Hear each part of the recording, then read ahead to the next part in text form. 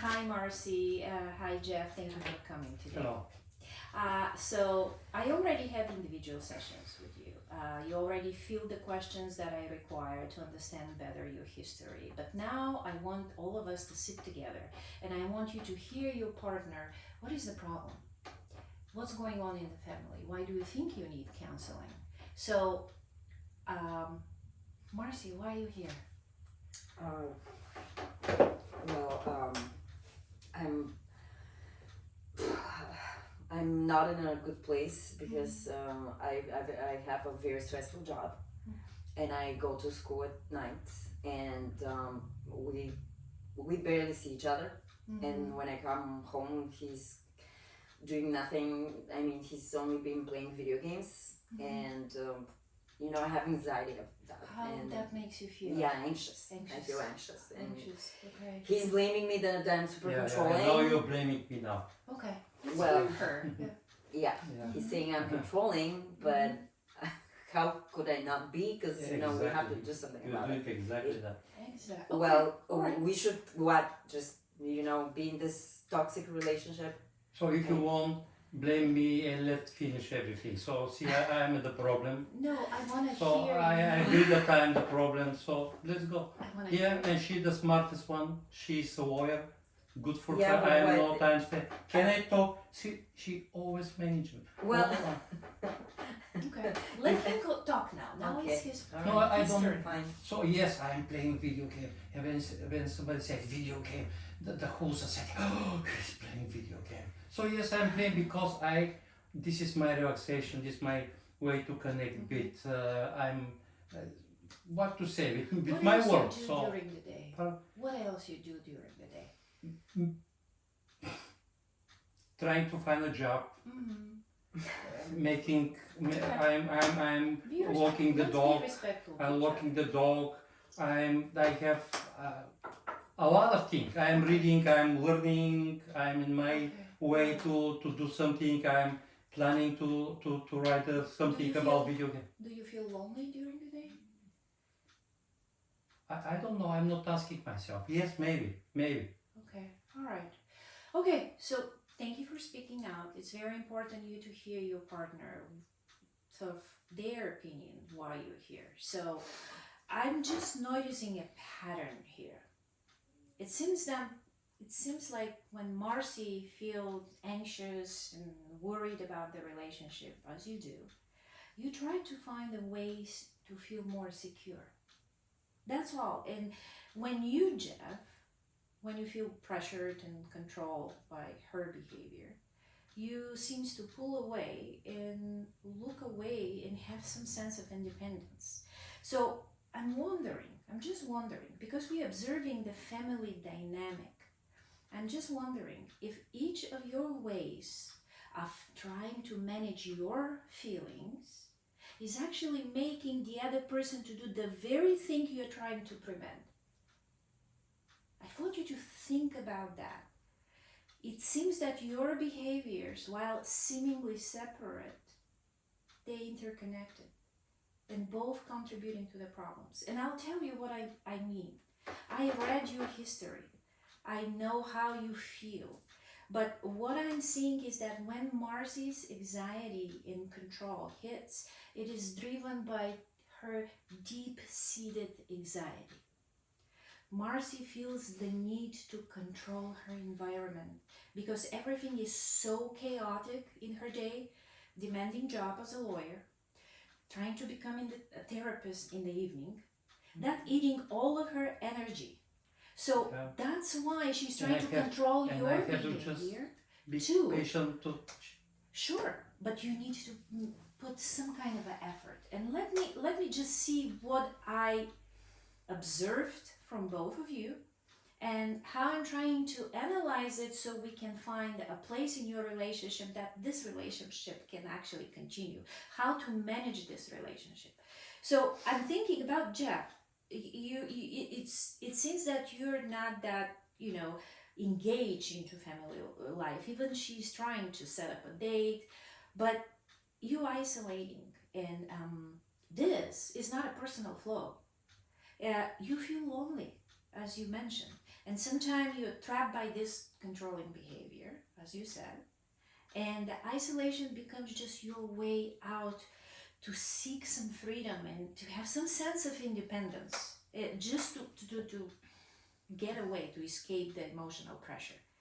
That's what I think is going. So I just want you to see the perspective of the other. I know how you feel. You feel you're right, and you probably are, but we contribute. Family is a unit, and there is always two sides of the coin, and I want you to see the other person's perspective. What if your husband isn't trying to hurt you with his actions? What he's just trying to escape a feeling? I want you to think of that. And what if your wife isn't trying to control you all the time? She's just trying to feel safe because everything is so chaotic around her. So I want you to realize that what is happening here is only a symptom of the family relationship. It's not a personal flaw. She's not bad because she controls you, or he's bad because he's isolating. You try to escape a feeling, and that's what we're trying to work together so you will understand yourself better. But what I want you to do is to search for individual therapy. What I'm helping you right now is to heal the relationship, but you have to address the root cause. You need to see a therapist for your anxiety. You need to see a therapist to address your depressive symptoms. And then when we work on ourselves, we will be able to restore this relationship.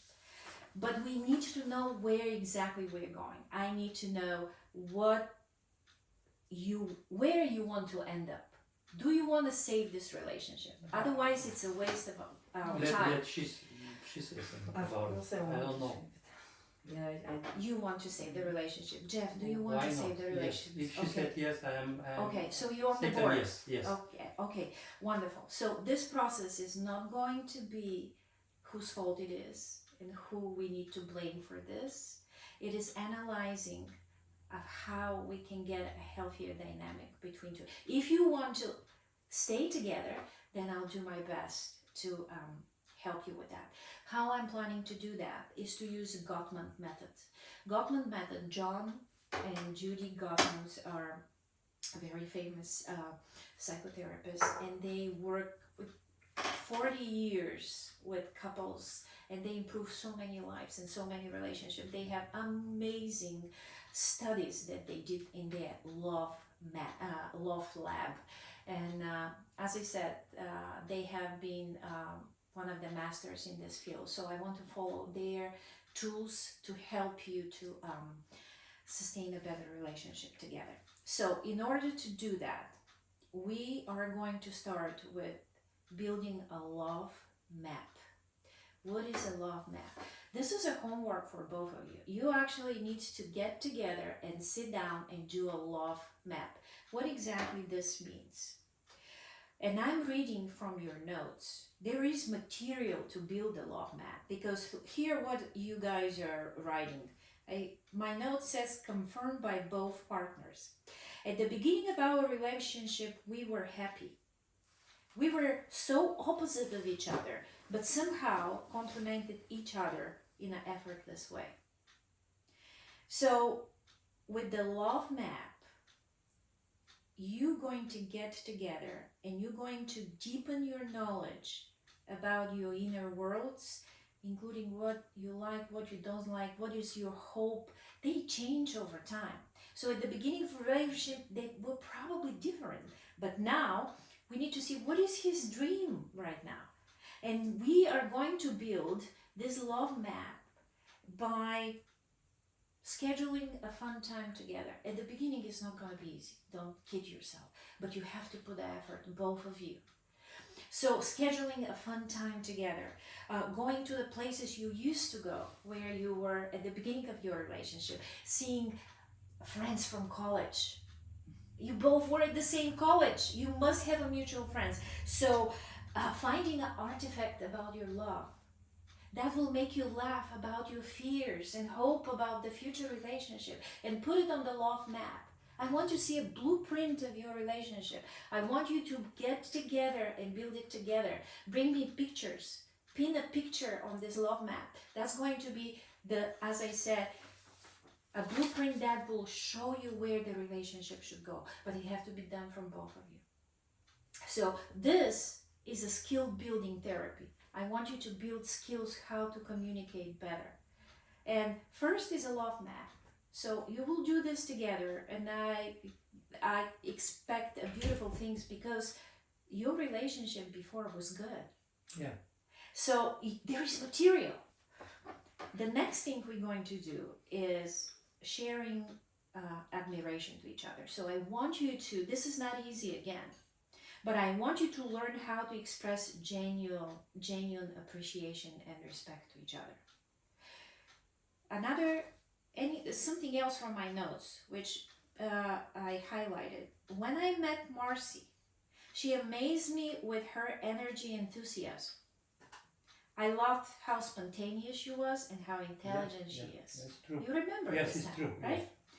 And Marcy, what you said about him was, I was drawn to Jeff for his wisdom and coolness. He was my safe place. So I want us to slowly remembering what it was and try to build on that. So it wasn't only cloudy in your relationship. It used to be good. So we have to find a way to bring that relationship back into what it was. The other tool we're going to use is finding a small bit of connection. What that means is everyday little things that get attention to each other, a little affection, a little support. So build a habit of the little things. It doesn't have to be a bouquet of flowers, don't get me wrong. It has to be something small, simple. For example, put a notepad in the bathroom, in the toilet. Write something you like about her yesterday, what she did. Play video game together, right? Play video game, thank you. Yes. Find a game that satisfies both of you. She might not have time, but you need to prioritize. If you want to work on that relationship, you need to find time. So put something on this little notepad. Leave it there. When he gets to the toilet, he will read it. You will start exchanging jokes. You will start making, something will going to happen with those little things. Or just send a spontaneous text. Show her that you think of her during the day. And what else in the appreciation? Oh yes, if you happen to argue, it happens to all of us. You will argue. This is not a honeymoon stage right now. You're probably going to argue like every couple. But when you argue, after the argument, it's not necessary to say, I'm sorry, it's my fault. It's just a little bit of attention. You need to pull an article, open the page, leave a note. You might like this article. You might like this, read it. Which shows I thought of you. You matter. Even I didn't say, I'm sorry, it's my fault. I thought of us together. So finding a little bit of connection. Another tool, which is actually, I think this is the most time that's going to take us to work about how you can manage conflicts. Because I see a conflict. It's obvious and it's okay. In every relationship there is conflicts, but if you're here, that means the conflict is deepened. So how we can manage conflicts, and John Goodman, he humorously put this as the 4 horsemen of apocalypse. The 4 horsemen of apocalypse. So these are 4 things that we all do during conflicts. Fourth is a criticism. Really toxic thing. Because when we are critical, the other person immediately gets defensive. So we have to find a way to express how you feel, but to be kind and assertive. So the first horse of the apocalypse is criticism. We will work on that. It's a skill building therapy. We're going to go step by step how you can be better and not be critical. And maybe Marcy can work on that and put her attention on that, because Marcy is overwhelmed. It's obvious. And work, school, and she probably started conflict out of exhaustion. Yeah. But when we realize that that's a little bit kind of a sign for us, maybe I should not take it personally. She's just tired. So in conflict, we need to do a gentle start up. And gentle start up, we do it usually with I statements. And we will go through this. I'll explain you all details. But just the example, I statement means instead of saying what the other person is doing wrong, you're stating how you feel because of that. So I statement is, I feel lonely when you're not calling me. Instead of, you never call. Completely different. Same message though. So gentle startup is, I really need you to call. I feel lonely when you do that. If you do, you never call, that's already a downhill. Because the other one will become defensive and say, oh yeah, do you remember what you did yesterday? Etc., etc. So gentle startup, incredibly important. I statement, how you feel because of that. So we will work on criticism, we will work on contempt. Contempt, even worse. And it happens, but we need to learn to compromise. We need to learn to hear the other's opinion. And it simply sounds like, I hear you, but let me tell you how I feel. I respect what you're saying. It's probably there is logic behind that, but let me tell you what I think. And express your feeling. You see, I use the soft start up, and some kind of an I statement. What I feel because of that. But contempt is very important for you to understand and to respect the other person. The third horseman of the apocalypse is defensiveness. So easy to get there, right? Replace, both of you need to take the responsibility of your part in the conflict. You both have part in this conflict. So every coin have two faces. So each of you have to understand what is their part that they don't do well in order to communicate like that. Maybe Jeff is not taking enough responsibility. I don't know, but we will find out. But you need to realize deeply inside of you what you're not doing enough for this communication, this relationship to go smoother. And the fourth horseman of the apocalypse is stonewalling. Stonewalling is usually when the other partner just stop communicating, shut up, and just goes in the other room. That's stonewalling. And it solves nothing. It usually happens when the other person is very aggressive, and usually people are scared, or just their way to deal with stress. Okay, I'm stopped and I'm leaving. This is stonewalling. Very, very toxic for the relationship. So we need to find a way how to deal with that, and need to stay mindful about your feeling inside. If you feel that you need to leave the situation, you cannot take it anymore, you can simply say, honey, both of us are not the best right now. Let's just stop this. And we will continue. But I need to lay down and rest. Or I'm tired. I need to have something in my stomach. I haven't ate for 12 hours. I can't talk to you. I'm irritated right now. And stonewalling will never happen. Just tell them, we will continue. Give me an hour. I'll come back and talk to you. So another tool I want us to use is to make dreams together. And that's one of the last tools we're going to use, because you need time. You need time to build up this rebuild this relationship. You need to support your personal aspirations, your dream. Marcy has dreams, I'm sure. She's acting on this. But maybe Jeff needs to make a career change. For 5 years, what you study in college, it's obviously it's not working right now. But maybe career change for something you're really passionate for. Maybe in the digital world, you're so well aware with digital world in video games. Maybe this is something you can pursue, but she needs to be aware of that, and she needs to support you in that. prioritize, make compromises to make this relationship going. And the last tool we're going to use is create a shared meaning together. Not what Marcy can achieve in life and what Jeff can, what you guys can achieve together. That's the last step. So, working together to build a sense of shared purpose.